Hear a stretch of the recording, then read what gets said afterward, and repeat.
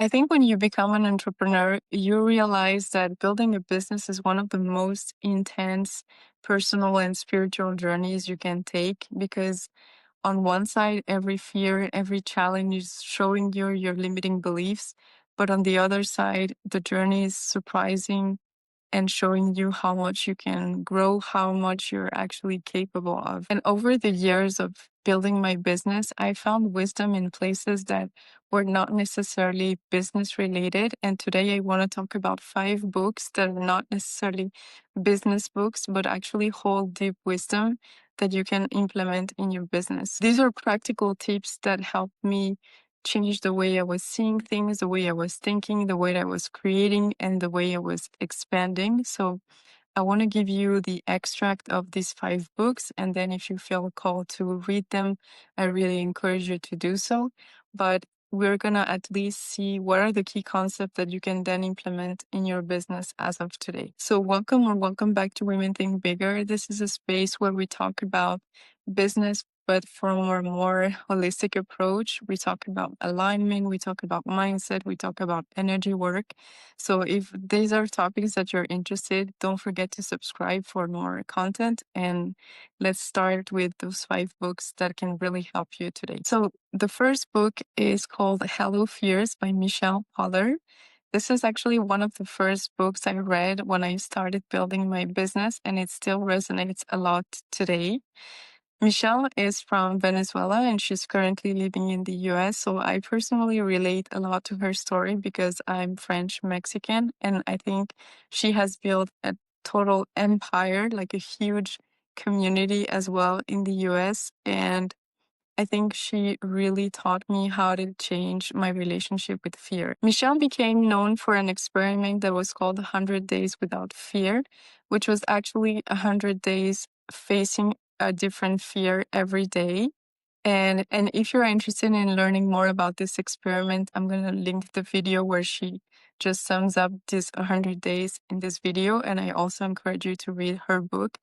But basically, she shows us that one thing is like if we resist fear, it only gets louder. But if we start like facing our fears little by little, we actually change our whole identity. She went from someone that was completely scared of so many things in her life, even starting her business, to building a huge like 6-figure empire. She teaches that fear loses its power the more you face it. And so what it means is the fears that you have right now in your business of maybe being seen or promoting yourself or being good enough, they're actually not going to get louder if you just practice and if you just are consistent with your action. What's going to happen is actually that the fear is going to lose its power. And I think it's a simple concept, but it's something that we often forget. We often wait for clarity to like fully go after our goals. And the thing is that the alignment is only coming from the movement. And in between the decision that we want to make and then the action, there is this fear. And we often wait to be like fully confident before taking action, but the fear is always present. So she teaches us that every time you do something that you're scared of, you're actually expanding. And little by little, you're building your nervous system to hold more and your capacity to expand more. She also shows that actually fear and excitement, they hold the same biological signal. So the only difference is more like the story that we tell behind. And the goal is not to just get rid of the fears because they never really go away. It's just to train our nervous system that it's okay for them to be there without like the fear blocking us. So overall, this experiment and the book is really about showing us that the fear is actually a compass. If we follow it, if we identify the biggest fears we have, and if we start taking action, they actually expand us and help us grow so much more faster because we're not resisting it anymore. So if you feel called to reading this book, I really recommend it. But if you also just want to watch the video about the experiment, the link is also here. The second book is How to Build a Goddamn Empire by Ali Kriegsman. Ali is an American entrepreneur. She's the founder of Bulletin, which is a platform that connects female-founded brands with large retailers. And her book is just so raw, honest about what entrepreneurship really is. And I think if you're looking for a book that actually tells the truth behind the scenes, this is a really interesting book. What I found interesting is Ali breaks down the myth of the superwoman entrepreneur, the one that does it all, the one that constantly hustles without collapsing. And she takes a very, very human approach to what it's really like to quit your job when you've been in a 9 to 5, how you can feel so lost in your identity, how you can feel isolated, and all the challenges that come from just starting something from scratch, not knowing if it's going to work. So, the wisdom that I take from this book is really like the opposite of the superwoman entrepreneur.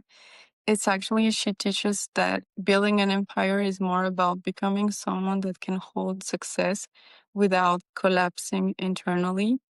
She teaches the importance of saying no, of delegating, of putting boundaries, and just overall, or letting ourselves experience like the raw behind the scenes, the difficulties without actually identifying with, or just, let's say, judging them so hard. She really takes a human approach. She shows that when we want to over control, overdo, overprove, is actually fear in disguise, and that real safety is not going to come from just proving constantly that you're enough. It's a safety that is going to come from learning how to trust yourself, learning how to trust others, and also trusting in the own timing of your business. So she really teaches us that entrepreneurship is not that much just about like numbers and how many people we reach and how large our audience is more about just becoming, letting ourselves be human in the process, and becoming someone that can hold abundance, that can hold themselves without shrinking, not being afraid of visibility, not being afraid of failure, and just having this more human approach to it, and not like this superwoman hustle culture that we see all around. And so, if you're looking for a more human approach to business, I really recommend this book. It's so eye-opening. And she also interviews a lot of founders that talk about their early challenges and how they made decisions, just like letting themselves be a little bit more human. So I think you'll love this book if you want a real behind the scenes of someone that has built literally an empire and a really successful brand. The third book I want to talk about is called The Big Leap by Gay Hendricks. So Gay Hendricks is an American psychologist and author who's dedicated to studying personal growth and ultimately how our emotion and our mindset is affecting our success. So Gay Hendricks talks about something so interesting that we often experience in our life, but we're not used to name or to understand, which is called the upper limit problem, which is basically a little bit contradictory to, or let's say, your conscious mind, because it says that the more things are good in your life, when, for example, in your business, clients are flowing, money is easy, everything feels like it's going well, we start to self sabotage unconsciously because we're not used to holding a level of goodness or success or joy in our lives. So, what will happen is that we start creating self doubt or a drama or anything like that because our nervous system is not used to things going well. That's why we call it an upper limit problem, which is how much goodness or joy you can actually hold in your business. And it also applies to other personal areas in life and relationships, in career, etc. But the key here is that when we think about business, it's really interesting to start changing the question from what can I do next to grow my business to how can I expand actually my capacity to hold more joy, more ease in my business because this is the way we start regulating the nervous system and we actually truly allow ourselves to reach the level that we want, but then staying it and holding it. So if it has happened to you before that you actually have a certain goal, you reach it, but then something like, let's say the next month, you feel like you're self sabotaging or you have so many doubts about whether you can make it happen again, whether it's feasible, whether it's easy, that can be signs of the upper limit problem. So I really recommend this book for anyone that is trying to expand their personal mindset. And he actually explains in the book like the deep reasons behind this upper limit. But just for today, like the wisdom of the book is really like understanding that success requires training, it requires capacity. And for that, we need training our the nervous system to do not reach that upper limit in our business. The fourth book is Rich Dad, Poor Dad by Robert Kiyosaki. This is a classic book when it comes to money mindset, but I think it also holds a lot of wisdom for business. So, Robert Kiyosaki is an American entrepreneur and is very famous for his business advice, for his investor mindset. And I think the wisdom for the business is that he teaches that there are really two different logics in how to approach life and how to approach money. The first one is the employee mindset, and the second one is the creator slash investor mindset. And I think it's an important distinction because most of us are going to jump from our 9 to 5 to creating our business. So we can have these unconscious patterns of the employee mindset. So the employee mindset is basically time equals money. So it means the more you work, the more outcome, like, so it means the more you work, logically, the more you are successful or the more you make money. But it creates a problem and creates the hustle culture because then we don't know how to build systems that can allow us to rest. So we're constantly pushing because we have this more employee mindset versus the investor slash creator mindset, which is all about creating assets. So in the case of a business, it's more like products or any systems that are going to bring us money without us necessarily needing to act on it. That's the investor mode.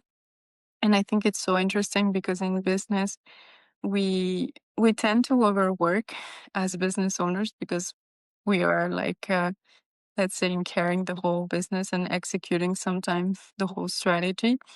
But when we switch into creator mode, we're actually expanding our way of how to build the business in a way that it's sustainable, in a way that keeps bringing like income or keeps supporting us while we are, I don't know, doing something else, resting, or just taking a day off. So basically, it's all about leaving this employee mindset of working hard to earn more and leaning more into the investor creator more that is actually going to create true freedom in our business. Otherwise, we're going to be trapped in this constant hustling and we're not thinking as, let's say, a creator that can expand and that doesn't necessarily need to put all the time to get the results that they want. He also teaches a lot about our emotional relationship with money and how it affects our lives.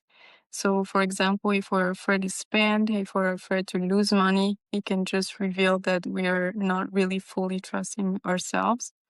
And I think when it comes to business, the income is such a key part of like our focus sometimes, or I don't want to say obsession, but it's always a key preoccupation that we have because we sometimes need to make a living out of it. So transforming the relationship with money is also helping us like expand in business. And basically he teaches to make it just more neutral and not to attach all the conditioning that we have related to worth or capacity or success. It's more like he teaches that money is a tool, and that when you normalize your relationship with money, when you start switching to a different mindset, you can actually expand. So even though you're not looking for a specific book around money mindset, I really recommend it because it's a key foundational book that holds a lot of wisdom for our business. So book number 5 is Make It Happen by Jordanna Levin. Jordanna is an Australian author. She's famous for blending a lot of spirituality and alignment and having her podcast and her books, which talk about manifestation in such a grounded way. And what I love about that book is that it actually teaches us that coherence is everything. So when it comes to manifesting our goals, we need coherence between the thoughts, the emotions, the actions, and this like creates like alignment. And I think when it comes to business, it's an interesting perspective because when you think about, for example, the thoughts and the actions, like we say sometimes that we want more ease in our business, but then somehow our actions are always like acting under pressure or just constantly hustling or doing more or not being able to rest. Or we say we trust the timing, but then we find ourselves like controlling if someone has signed up to the offer or how many people have seen or post, etc. So it actually teaches that coherence is everything. And if you're interested in an approach that is very practical and grounded, I think it's a really interesting book. She talks a lot about magnetic surrender, which is our capacity to reach a certain level of flow. And for example, in the business is reaching a certain level where we're able to sustain, like our actions are such in alignment that they help us sustain more easily, like the how, the when, and the uncertainty. And that's the real balance between action and trust. That's how the business becomes flow and not like constantly effort. So it's a great book about manifestation, but it's also an interesting book to see and analyze, like within the business, where there is lack of coherence between everything that you want for yourself, for your expansion, for your growth, but then how maybe some thoughts and emotions are disconnected from that vision that you have in your business. And so it can help you to rewire it and just align everything to create that flow in your business. So these 5 books really completely changed the way I was seeing my business, the way I was thinking.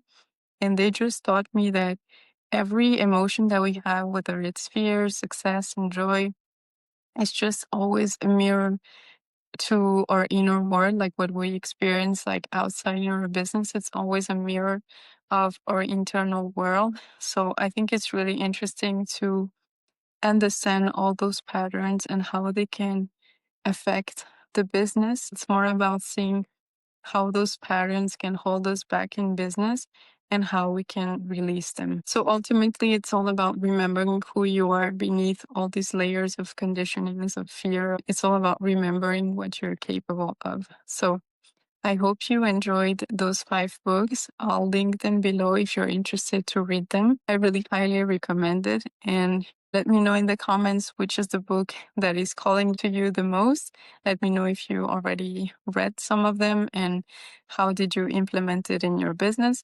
If you love this video, don't forget to like or subscribe. And I really hope to see you in another video very soon.